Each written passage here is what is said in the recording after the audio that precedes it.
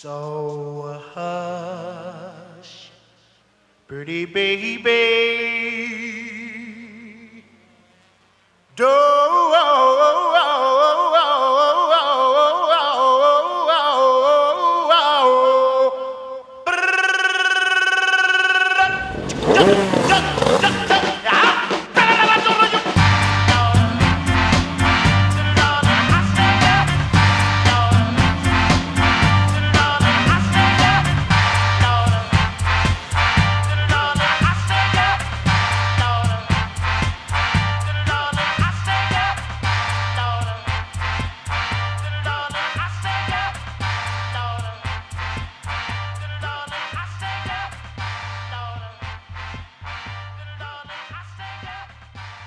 Well, here we are again, the 2017 SKUSA Pro Tour at NOLA Motorsports Park.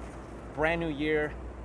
What a fantastic event. 220 plus entries, perhaps a few more walk-ups. I'm here with the man who needs no introduction, Tom Kutscher, SKUSA Principal and CEO. As many of you know, we've done these Tomversations, as we call them internally, a few times before, but this time around, we really wanted to take the gloves off and get as candid as we possibly can and get Tom, in his own words, as only Tom can, to talk a little bit about some of the various changes and new things that we've got throughout the year. And we're really excited to share them with you and really excited to get Tom's take on that. So without further ado, Tom, we've got 220 entries, plus or minus. We'll have some walk-ups. It's admittedly slightly down from perhaps where you were a little bit last year at the Phoenix Spring Nationals. Talk a little bit about maybe the entry count and what it means and what it doesn't mean and that kind of thing. I mean, first of all, we got to clarify it's the beginning of something new, right? So, first of all, we used to have 3 Pro Tours, including the Super Nats. We now have 3 Pro Tours, not including the Super Nats. So that changes. Some people like, some people don't like. Having 220 to 230 people today is a world record in America. So, where some of these other folks are doing 60 and 90 and they need 2 entries, they run 2 classes to get their counts, and motors are free and tires are free, and it's a viable business, and it's a good business, and it's going to be a great year. It's always the first one out. It can be a little bit. Our first Pro Tour we had 80 people. Mm-hmm. So yeah, is it down? Yeah, it's down by 10%. So it's not that bad. I mean, we had one team that had 10 people that couldn't make it in because they were stuck in Mexico. So if you take those numbers, it's equal and it's good. We're not down. Everybody else is down. So I'm happy with it. And it's a good. I mean, we just saw the tag seniors. Is there a slow guy out there? You had 44 of the best tag senior. From you heard it, Brooks, yours a crack. I mean, they're all these guys that keep on coming back, sure. and it's a tough crowd, and the best guys are here. So if we have 230 of the best guys or 250 of intermediate, I'd rather take this pit. I mean, when you walk around here right now today, and when you said it, man, you got the vibe of the Super Nats when you walk around saying, holy shit, this feels good. It does, and of course, some of your competition claims to be the world's largest karting promoter, so you can only do the best with what you can. I mean, certainly if you're not the world's largest. But again, to your point, it's the vibe is there, and the core population of the hardcore karters are here. They're always going to be there. Yeah, the correct word is the largest in America is what it is. If it's 96 people and you're the largest in America, you better take up a different business, because the math doesn't quite. I know I do the math here, and I know where I break even. So somebody's going to fall off the bridge here real soon, and I think it's going to clean up. Everybody knows what mistakes have been done the last 5-6 years, and with the tires and the IAME program. I mean, these guys are running top 10, 15, or 10th or 2 in between. It's just good. It's good racing for the money, and I really am excited. I'm excited for this year. Really am. Yeah, and to be fair, I mean, I know in the intro there we did say that we'd be completely candid and transparent. So it's worth saying. Of course, I wouldn't be doing my job if I didn't bring up the obvious. And the industry as a whole, perhaps, is maybe taking a hit. And I suppose you could argue the reasons why as to why that's the case. But perhaps one of the things that I tend to hear a lot in the social media and just kind of listening about is the cost of the sport in general. And they've really gotten out of control. talk a little bit about that and maybe some of the things that you do to control cost that maybe people don't really fully appreciate. Well, the cost factor is always, I think supercarts or SKUSA has been more of a mainstream, your entry level, when I'm talking money here. Rotex has always been, the guy with the money wins, and he has a $50,000 motor that today is a boat anchor. I think it's finally coming into, people want to know, where do I get the best value and the best race? Sure. And that's why you see the numbers that you see here today. So yeah, it is expensive to race. I mean, I'd probably buy a boat before I buy a go-kart, but that's because I see all the stuff that's going on. But the thing that we do have going on is our relationship with IAMI as an example. It's a motor that's going to be here, and it's not going to change. And the ignition box is not changing, the cylinder is not changing, the pop-up valve is not changing, nothing's changing. Right. Okay, it is the same motor, and it's the same motor for at least 7 years, or probably more. Mm-hmm. I mean, everybody loves it. It's great to run, and it's great to race, and it's easy to work on. So I mean, it's there. So, and that's why we're seeing, on that note, we're seeing a much higher increase in our automatic, our minis and our micros and our juniors. I mean, that is one healthy class, and it's just growing where the other side is going down a little bit, on the shifter side. So, yeah. And it's to be fair, as you've just said, racing of any kind is just it's discretionary income. So if you're poor, regrettably, you're not doing it. So obviously, it's important to keep things in relative perspective. But as you said, the stability, in my humble opinion, that's what's been lacking. Or a lot of guys are sitting on the sidelines. They don't know, do I buy this engine? Do I buy that engine? Are we going this tire one day, it's one tire the next? And you've really created a stable platform. As you've said before, the IAMI engine is locked in place for several years. The tire format, the partners that you have, lifelong partners, they're there. It's well, it has to be successful because it's being imitated. When it comes to the tire deal, to the claiming rules, to everything that we do, somebody imitates. So obviously we're heading down the right direction, and that's what people like. They want stability, man. The people know the MG tire rocks. Mm-hmm. Okay, and they know the IAMI motor. They can, if they think something is wrong, they can claim it, and everything is wide open. There's no hidden. There's no suitcase motors. There's nothing special. It's just, it's not bring your wallet and let's go racing and you'll win. It's, man, the best guy wins. Yeah. And of course, it would only be fair to recognize, which by the time this video gets out and airs, the entry count in the S1, which is your premier shifter class, is hurting a little bit. I think that's fair to say. One of the criticisms that I've heard is the format as a whole has maybe deviated a little bit from the original concept. The stock Honda is perhaps anything but, in the cost of balloon from $4,000 to $5,000 to $6,000 to $7,000. To be completely honest, I'd like to get your perspective. How can you, I guess, A, call it stock anymore, and B, what, with the declining numbers, what does that ultimately mean? I mean, if we're just to say no bullshit anymore?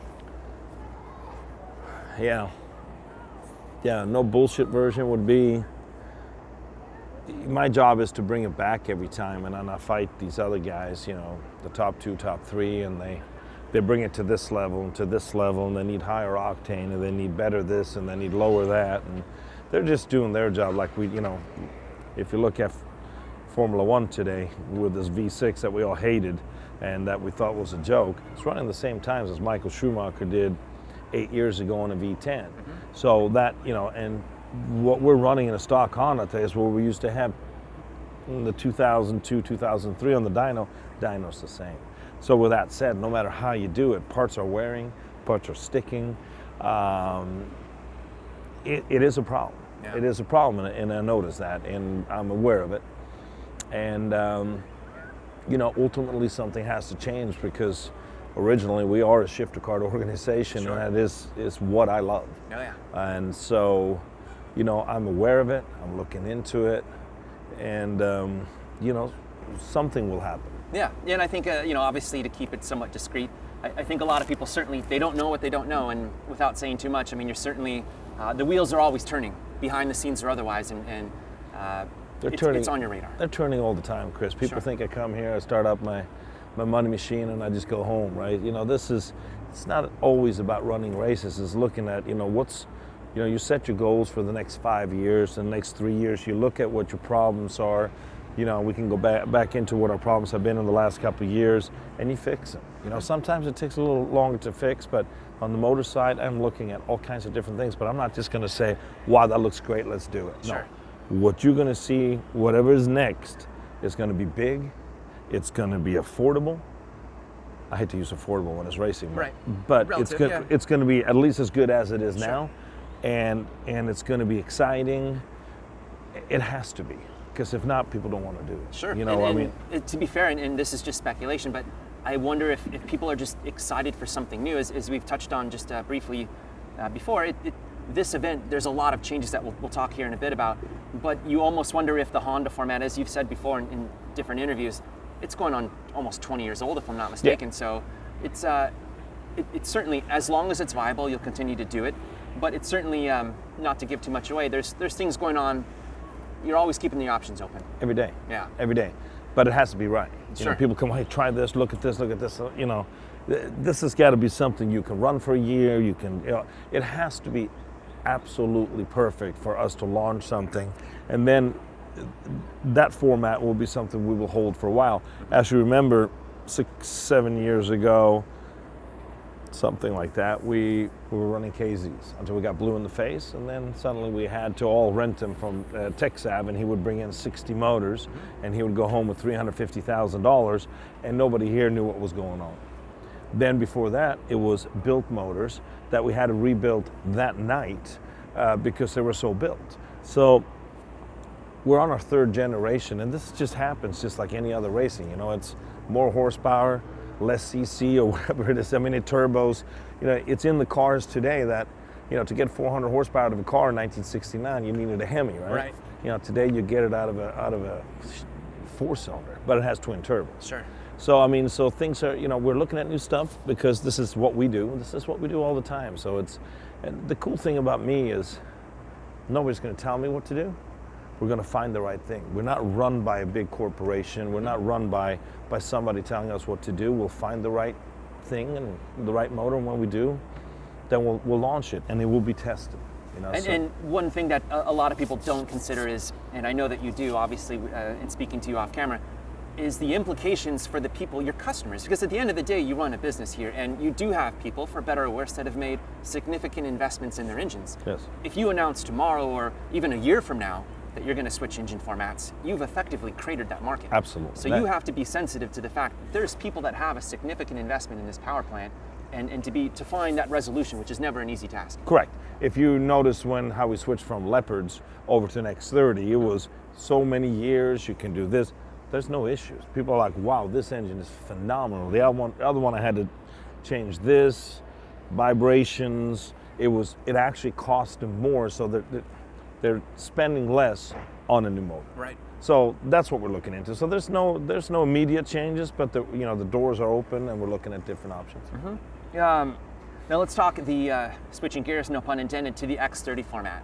As we've already touched on, it's a phenomenal success from an operations and logistics standpoint. But is there something, perhaps, I know we touched on it briefly in the last interview, what would the future hold for somebody who's invested in that side of things? Somebody who's done that program for a couple years. There's been talk of a faster engine or a different class. Is there any developments there that we can? Yeah, I mean, there are. We're testing it now with at LAKC. They're running the 175. We're doing some testing.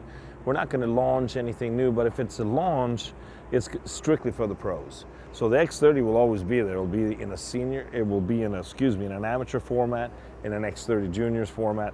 So it will always have a value. It has some place to race it. So there's no worries. Where you buy this motor this year, are you going to have to update the cylinder next year, or what's it going to be? So Sure. there's no issues there. Everything will be the same.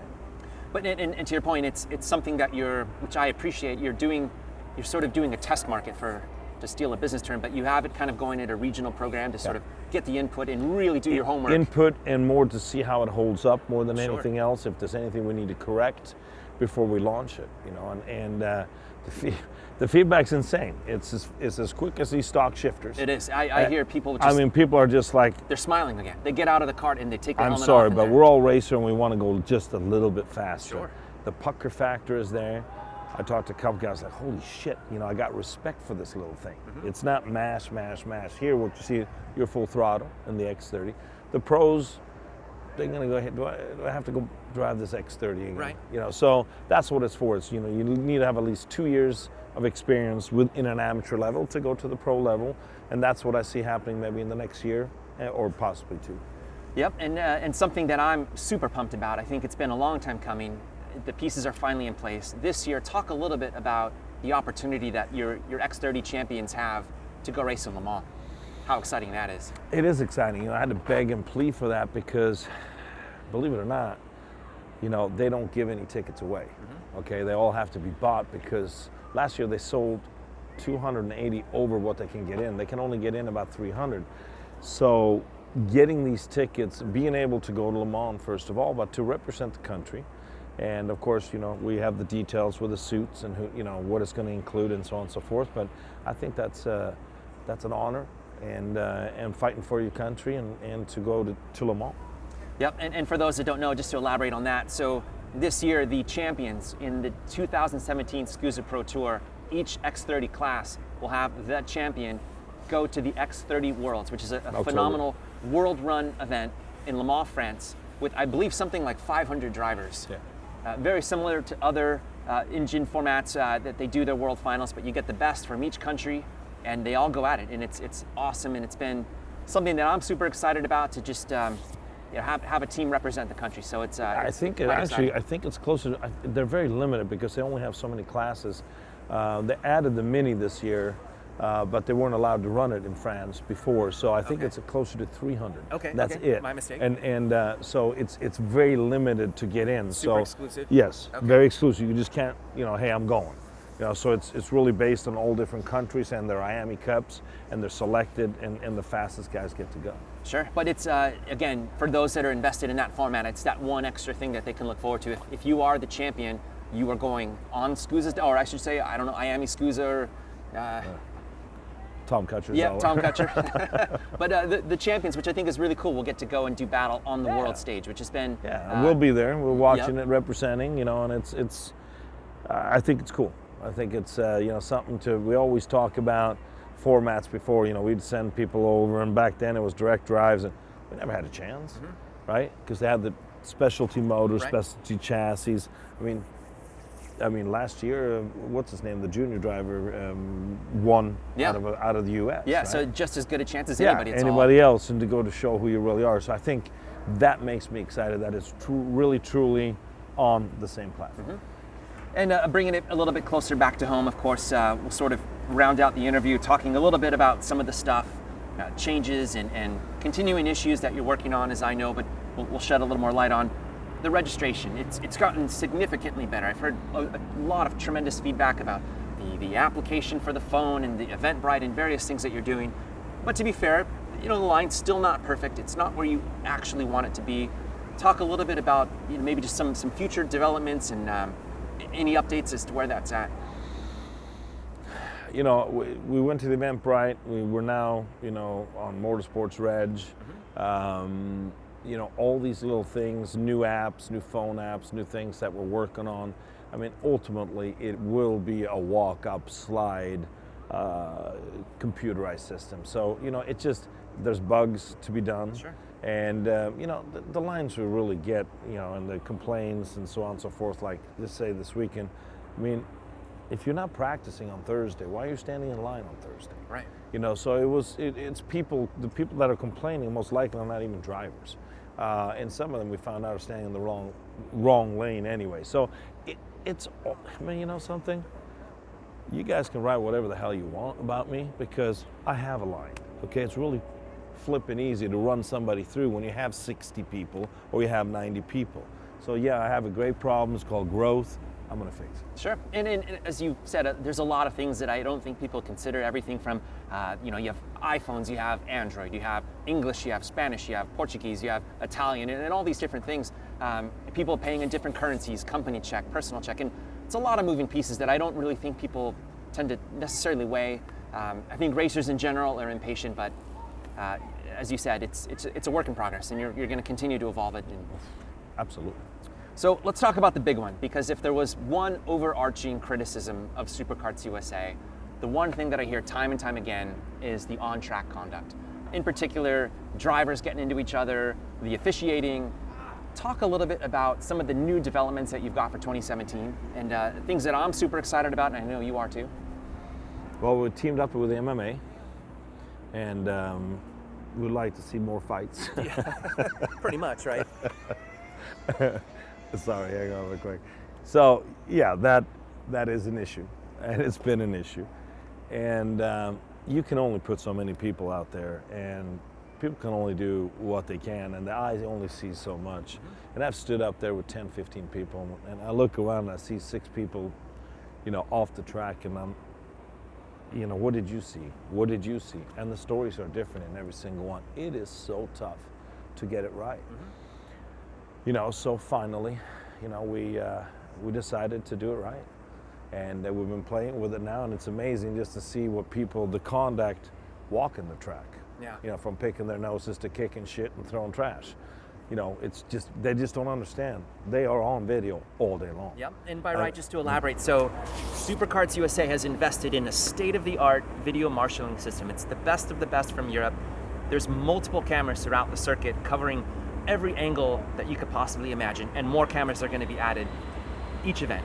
And to give a little background, how it's going to work is there's a complete marshalling system that will have a dedicated human being looking at questionable calls. So as the race director or the race director staff, corner workers, etc., see violations on track, they can phone it in, call it in walkie-talkie, and get the video doesn't lie, as Tom's saying, and it's amazing the type of stuff that you'll see. I mean, you've seen it. We saw yesterday 4 or 5 minis coming down, and this guy decided he was just a little quicker, goes in on the inside, flies on top of this guy's head, and he's claimed that he was pushed. Or you saw it. Yeah. It was as clear as can ever get. So it's not here to for me to talk about Johnny's dad and Johnny did this and watch my video. No, it's to help my marshals out there clarify. Hey, did 14 hit 18? Answer is yes or no. Right? This is what. So it's going to be fantastic to see. I would really, truly, highly, when it's been reviewed, you have a very small chance of winning. Yep. Because it's 3 people sitting with an official and going through this piece per piece, bit by bit, at any fastness. I mean, it's slow, fast, however you want to do it. And I've watched every single one now, and I'm like, wow. Right. All I have to say, everything is going to change overnight, like it or not. It has to. Yeah, and what's going to happen is it's going to be super solid, and it's going to be very clean. And I hope I'm not out of line to be completely transparent. As I said, so we have representatives over from Europe who are here helping us get up and running on this thing. And to be quite frank, they were really disappointed in some of even the practice on-track activity and the conduct. So there's a big hole to be filled. We're certainly aware of it, and this is the system. It does not lie. It removes a lot of the human ambiguity or indecision about it. The video doesn't lie. It can be reviewed from multiple angles. We can rewind it frame by frame. And, it really is the missing piece to add that element that's been missing. Yeah, I mean, the exact words were, I have been to over 100 championships and I have never seen anything like it. And this is just practice. This is practice. Yeah, it's practice. He said he had never seen anything like it. So, bottom line is it's something that's been the overarching criticism, and you've really met it head on this year, and you've invested a significant amount of money, time, and resource to really change the culture and show that you're for real, that you really want to clean this up. And in addition to that, of course, brand new race director and somebody who's been with the Superkarts USA organization for literally probably since the beginning, if you want to get technical, who literally raced the last WinterNationals, who has a very fresh set of eyes from a competitive standpoint. But the Janowski family, obviously their history is well known in SKUSA, but talk a little bit about your new race director and what that means to you. Well, not only are they the founders of Supercarts USA, but you know, Joe is an extremely smart individual, racer, has raced everything. The love for the sport is immense, but on top of that, he's also our insurance carrier. So he's usually on the other side helping out. And, you know, he ran the Supernats this year and said, you know something, you know, and he just sent me an email. He goes, you know, I heard you're looking for a race director. I'd like to throw my hat in. I'm like, wow. I couldn't think of anybody because he's very low key, knows every move there is because he's tried it. And I think, you know, we already had restructured, reorganized how the pecking order works. So there's going to be huge changes. I mean, guys, it's very exciting, very exciting. I don't know how to put it in a nice way. It's 110% change, you know, and you know, let's make something very, very straight here. You know, Terry's been with me for a long, long time. I love the guy, and he was a great race director. He did not have these tools, and I feel bad. I really do. But with that said, when he decided to retire all by himself, and he said, I'm done. And I said, I get it, man. I really do. It's you a know? tough job. I don't It's think people, it's a thankless job. And it's something he never needed to do. He just loved doing it, but the love ran away after too many dads yelling and screaming, and he says, I think I'm done. Sure. You know, so I get it. So, you know, had he had these helping hands that we have now, this is all new, fresh. This is new. This is different. This is new SKUSA. Yeah, I'm excited. And speaking of a couple other things that are new, we'll go fast here, but new race format. Talk a little bit about the heat structure and the main events, and that's slightly different as well. And it was a lot of the team owners, Tom, we want to see the cart come in. It comes in a lot later. You know, 10, 10, and 20 is not going to do it. We want to see, you know, a 15 and a 20 or a 15 and a 25 for the pros. You know, this one is a mile track, so it's I forget I think we're doing 1920 or something like that. But yeah, we're doing what the customer wants. Right. So, and that is the two items they asked for is 3 Pro Tours, single out the Supernats, and go to this format. Yeah. All right, let's do it. Now, if they're wrong, I'll change it. Sure. If they're right, I'll say, man, you're right.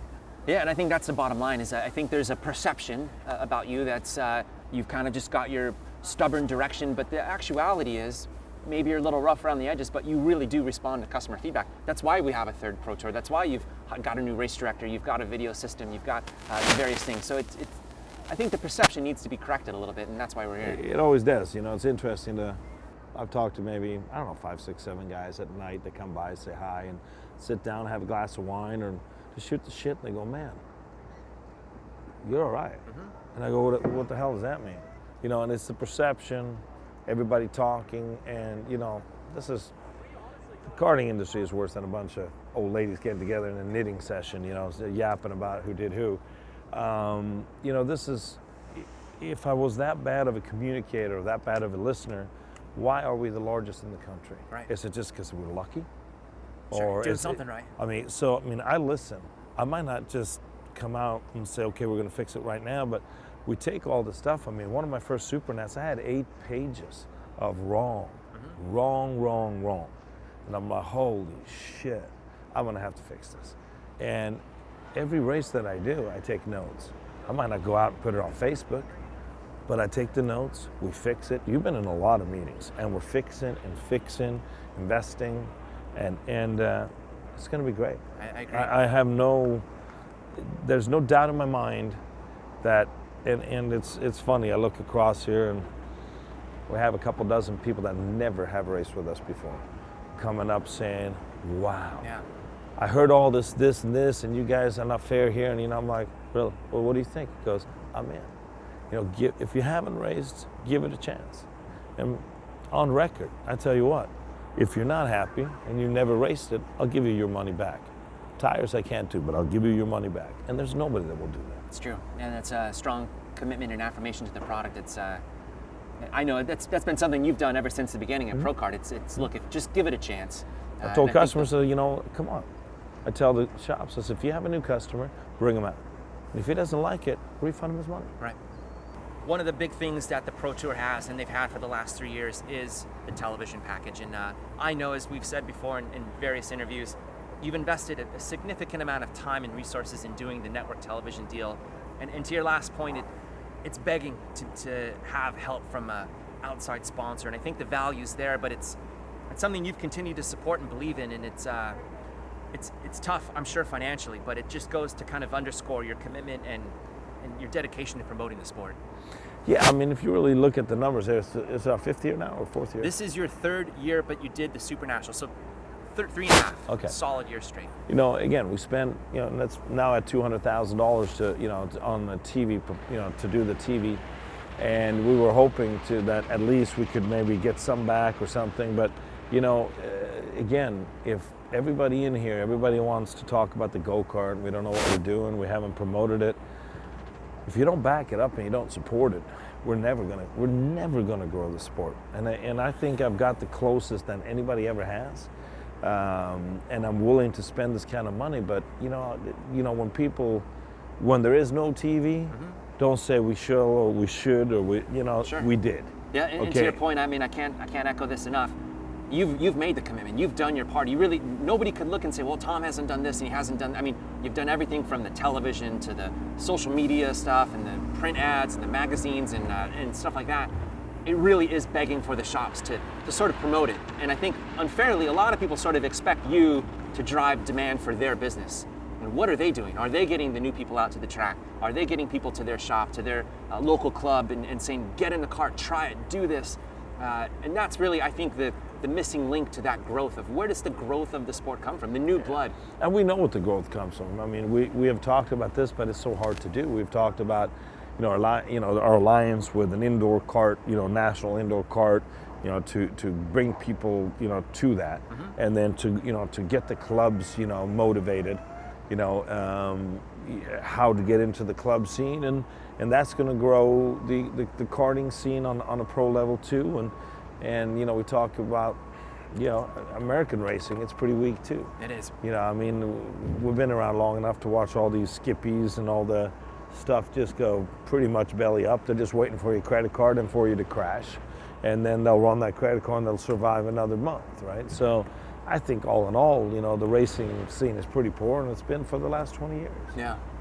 And then the last thing, I'll kind of just throw this out there as a softball, and I'm going to let you see where you go with it, but I think it stands to reason there's going to be some pretty big shakeups in the industry. You could argue who it's going to be and who the players are going to be left standing, but I think the next 6 months of the sport are going to be very, very interesting. If we were to sort of project in a crystal ball, what does the sport look like a year from now? What does Superkarts USA look like a year from now? Will you be expanding in different parts of the country, Canada perhaps, south of the border? Give us the snapshot. Where are we going?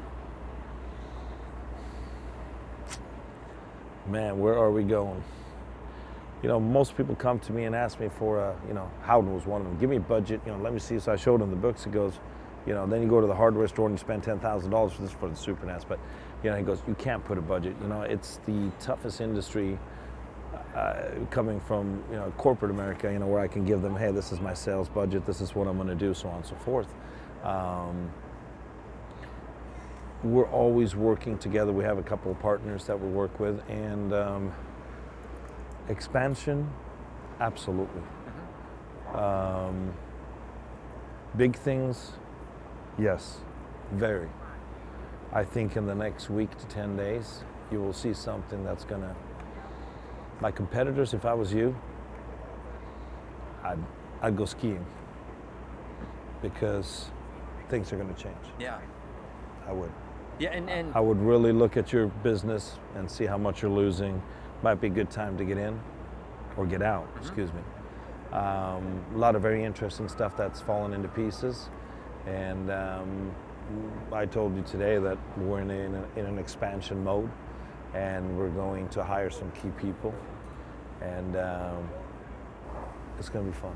Yeah, I'm excited. And maybe break that down a little bit for the competitor. I think, you know, as you've said before, they really wanted that third Pro Tour round, but perhaps maybe the regional system could have a new injection of life, or some growth there, or some new regions or parts of the country. Maybe, yeah, I'll let you kind of fill in those blanks, but you know, there's a demand for it, and I think there's a demand. I mean, people always ask me, when are you coming here? When are you coming here? And I always respond, you know, we got to build what we got first. So you take Pro Kart Challenge, you know, our first race, we had a little over 190 people. That's a healthy club. LAKC had 150. We were both in the rain. So usually that takes a hit, right? If you are a kart shop in California, you have two incredible clubs that are viable, where you can bring the people, and it's a good thing. Yeah. And getting people on board and working together with clubs, that's what we've been doing a lot lately. And I've been working with clubs in Northern California. We have about 13, 14 clubs in Northern California on the Evenco product, and pretty much all the way up to Washington and all the way down to San Diego. We're all on the same, so you can go race here and there.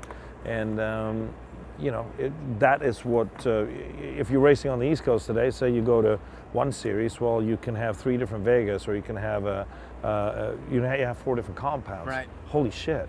I mean, I used to own a kart shop. How in the hell do you inventory 4 different compounds in different sizes? It's got to be easy. It's got to be easy. It's grab and go for the consumer. And, I hate to be a kart shop that supports that, because it's just too much money out. Yeah. But ultimately, I think growth is exciting, and throughout the highs and the lows, you've never really lost your passion. I've known you almost 20 years, and it's something you're super excited about. So with that, we'll kind of wrap it up. But folks, thanks for tuning in as always, and keep track of the event on various social media things, eKarting News, and CBS Sports Network.